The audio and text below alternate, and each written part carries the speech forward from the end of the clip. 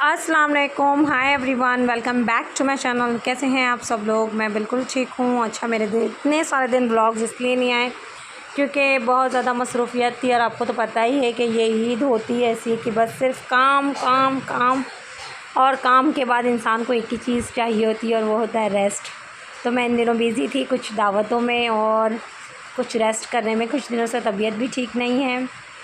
जैसे ही weather change होता है तो मुझे माइग्रेन का इशू शुरू हो जाता है। तो ये कुछ दिन जो है मेरे मौसम के चेंजिंग की वजह से अप एंड डाउन चलते रहते। तो इन दिनों मैं ज़्यादा काम नहीं करती, अवॉइड ही करती हूँ, रिलैक्स करती हूँ। लेकिन क्योंकि ईद थी तो ये चीज़ तो पॉसिबल थी ही नहीं। खैर, आ जाते हैं हमारे ब्लॉग की तरफ। तो मैं यहाँ पर बता रही थी आप लोगों को मेरे ईद के ड्रेसेस। तो ये मेरा एक, इससे पहले जो मैंने बताया वो मेरा एक रेड कॉटन की रेडीमेड कुर्ती थी और ये मेरा वाइट एंड ब्लैक में सूट था जिसको मैंने ऐसे पतली सी लेस लगाकर थोड़ा सा इन्हेंस कर दिया था ड्रेस को। और ये पैच वर्क है पूरा। और मैंने आजकल ना ये बहुत ट्रेंड में चला हुआ है, इसके पैच गले में और नीचे ये दामन में था। तो मैंने साइडों में चाक में लेस लगा ली थी और आस्तीन में और दुपट्टे में लेस लगा ली। अच्छा, इसका जो दुपट्टा है ना वो चुन्नी वाला है, मतलब वो चुनरी जो बोलते हैं ना, बांधनी चुनरी, वॉटेवर जो अपनी लैंग्वेज में जो भी बोलते हैं। तो शिफॉन का वो दुपट्टा था और ब्लैक एंड वाइट तो आजकल बहुत ही ज़्यादा ट्रेंड में। और ये मेरा पहला सूट था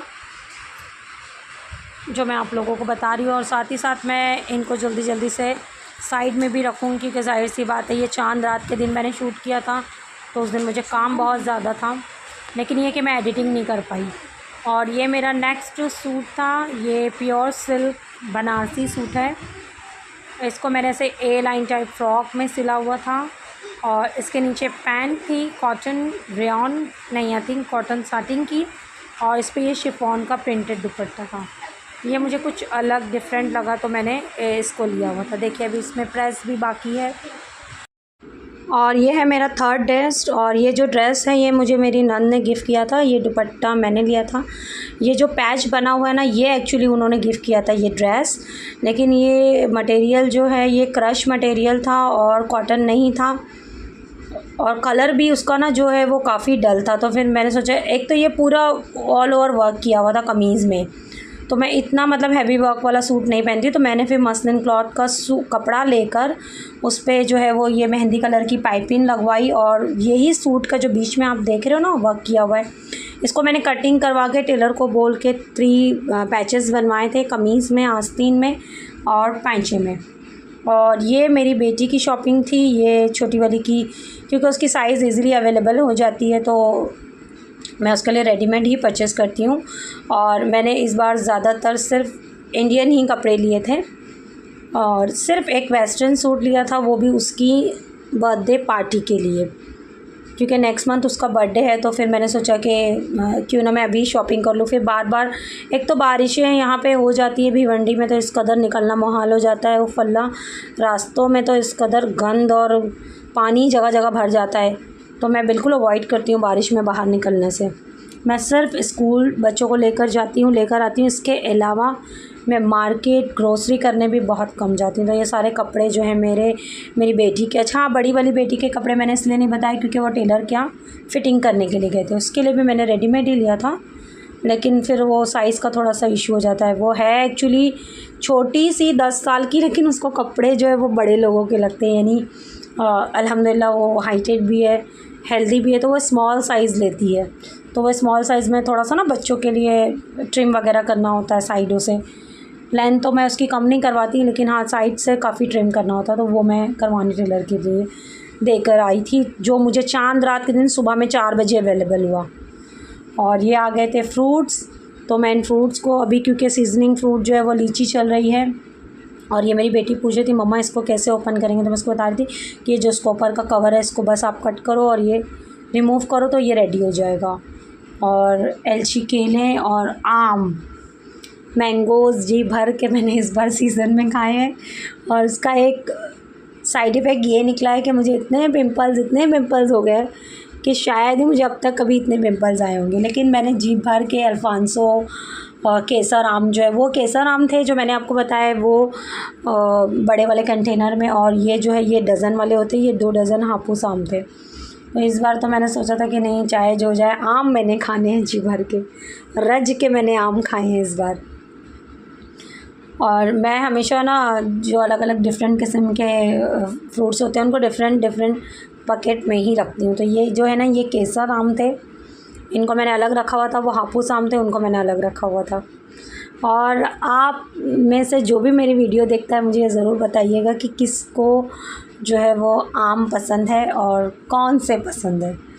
मुझे वैसे सभी आम पसंद है, लेकिन ज़्यादातर मैं जो है वो अल्फ़ांसो मैंगो आम खाती हूँ, अल्फ़ांसो खाती हूँ, और केसर।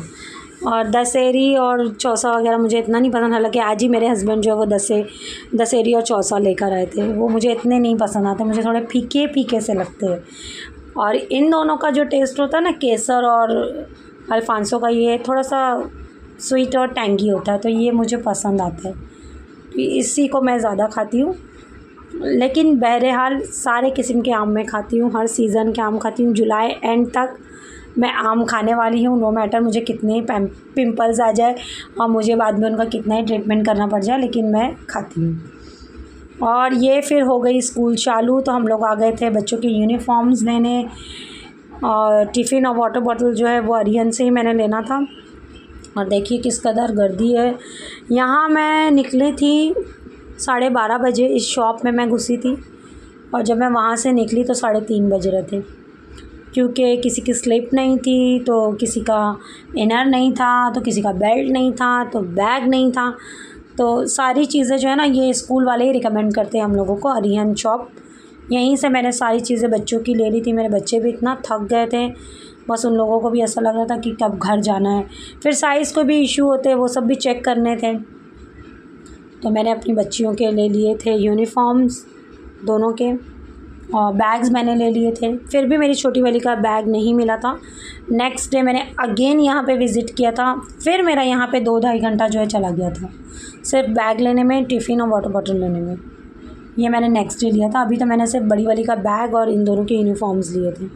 और यहाँ से डायरेक्टली जो है हम लोग बुक शॉप पर गए थे, और बुक्स के जो रेट है, हम लोग बुक्स ले रहे थे, और मेरे बाजू में ही एक गांव के नॉन मुस्लिम अंकल खड़े थे, वो अपनी बच्ची की आर्ट्स की बुक ले रहे थे। तो वो मुझे बता रहे थे कि 2100 में जो है वो सिर्फ़ मेरी बच्ची की बुक्स आई है, अल्लाह रहम करे। और साथ ही साथ मैंने शादियाँ भी अटेंड की थी, तो मैं आप लोगों को बताना चाहती हूँ कि बिज़ी आप लोग बोलते हैं ना मैं कहाँ गायब हो जाती हूँ, तो फंक्शंस इतने कंटिन्यू थे। ये जो है निके का व्लॉग था, और इससे पहले वाला जो है वो वलीमे का व्लॉग था। और फिर फ़ौरन से ईद आ गई, और उसके बाद मैं बीमार भी पड़ गई। बीमार ये कि सर्दी ज़ुकाम इस कदर मुझे हुआ था कि आवाज़ बिल्कुल नहीं निकल रही थी, तो मैं क्या व्लॉग बनाती। मेरी आवाज़, फिर वो फ्लू, फिर बार बार खांसना, फिर वो एडिटिंग करो, फिर पता है ना थोड़ा सा भी मिस होता है तो फिर पूरी क्लिप जो है रिकॉर्ड की हुई वो डिलीट हो जाती है, फिर वापस से वो करो। तो मैं यहाँ पे जो है ना तैयारी कर रही थी खाने की, तो मेरी बच्ची ने फरमाइश की थी। मेरे रोज़े चालू थे, आई थिंक ये 9th, हाँ लास्ट वाला जो रोज़ा है ना वो था मेरा, और मैं उसके लिए पराठा बना रही थी। तो मैंने सोचा कि आप लोगों को भी थोड़ा सा एक क्लिप बना दूँ। मैं ज़्यादातर स्क्वायर और रेक्टेंगल ही पराठे बनाती हूँ, या फिर वो जो राउंड आते हैं ना परत वाले, वो बनाती हूँ। वो भी मैं कभी इंशाल्लाह मेरे व्लॉग में कोशिश करूँगी कि आप लोगों से ज़रूर शेयर करूँ कि वो मैं परत वाले कैसे बनाती हूँ। लेकिन मैं मैदे के नहीं बनाती, मैं गेहूँ के, और गेहूँ के साथ में जवारी, बाजरी, नाचनी मेरा मिक्स होता है। मैं सिर्फ गेहूँ का आटा नहीं यूज़ करती हूँ। ओके, तो ये देख लें आप, पराठा रेडी था, उसको पराठा खाना था। और मैं किचन में आ गई थी क्योंकि मेरे को जो है वो अफ्तारी की तैयारी करनी थी। टाइम बिल्कुल हो गया था, और मेरी सास मेरे पास ही आई हुई थी, उनको भी रोज़ा खुलवाना था। तो फिर मैं जल्दी से फ्रूट्स कट करके जो है ना, अच्छा मैंने ना मोहब्बत वाला शरबत भी बनाया था। ये बहुत ट्रेंडिंग में चला हुआ था इस रमज़ान। मैंने इस रमज़ान तो नहीं बनाया, लेकिन फिर लास्ट डे ना मेरा बहुत दिल कर रहा था कि मतलब मैं इसको बनाऊँ। मैं आपको बताती हूँ कि मैंने उसको बनाया था, और वो यकीन माने बहुत ज़बरदस्त बना था। मैंने हाफ़ लीटर दूध का बनाया था। और ये टिफ़िन देखिए मैंने अपने बच्चों का परचेज़ किया था। एक ने जो है वो पिंक कलर सिलेक्ट किया था अपने टिफ़िन का, और एक ने जो है वो स्काई वाला। तो एक का डोरेमोन था और एक का जो है ये प्रिंसेस थी, एल्सा थी, पता नहीं कौन सा कार्टून था, मुझे तो नाम भी नहीं याद होते। ये था। और मैं स्टील के ही लेती हूँ बॉटल भी, और आप भी कोशिश कीजिएगा कि वही दिया करें। और ये यहाँ पे आ गया था मेरे सीज़न के पापड़। ये पापड़ जो है ना मैं हमेशा जो है गर्मी में बनवा लेती हूँ एक ही बार 5 किलो, और फिर ये साल भर मुझे बहुत अच्छे से चलते हैं। मैं इनको से स्टोरेज बैग में डब्बे में, कंटेनर्स में भर के रख देती हूँ। मैं जो है प्लास्टिक नहीं रिमूव करती हूँ, बस ऊपर जो लिड होती है ना, लिड पे मैं न्यूज़पेपर या पेपर लगा के उसको अच्छे से ब्लॉक कर देती हूँ। तो ये मैं डब्बे जो है वॉश कर दिए थे मैंने, अब मैं इनको पोंछ कर इसमें रख दूँगी और ये मुझे साल भर अल्हम्दुलिल्लाह आसानी से चलेंगे। अच्छा, मैंने इसमें से कुछ हिस्सा मेरी सास को भी दिया था, कुछ मेरी अम्मी को भी भिजवाया था। हाँ जी, तो आ जाते हैं ये मोहब्बत की शरबत की तरफ। तो ये मैंने जो है ना वाटरमेलन को बारीक बारीक सा क्यूब्स में कट कर दिया था, और दूध जो मिल्क है ना मैंने उसको पूरा चिल कर लिया था, और ये मैंने कुक नहीं किया हुआ था, ये मैंने बस एज़ इट इज़ यूँ ही चिल्ड किया हुआ मिल्क इसमें डाल दिया था, और मैंने इसमें रूह अफ़ज़ा मिक्स किया था। और अगर आप चाहें तो इसमें सब्ज़ा भी ऐड कर सकते हैं, लेकिन अनफॉर्चुनेटली मेरे पास सब्ज़ा फ़िनिश हो गया था, तो मैंने सब्ज़े नहीं ऐड किए। तो यहाँ देखिए ग्रोसरी भी आ गई थी क्योंकि चांद रात था, और अब मैं सर्व करने लगी हूँ।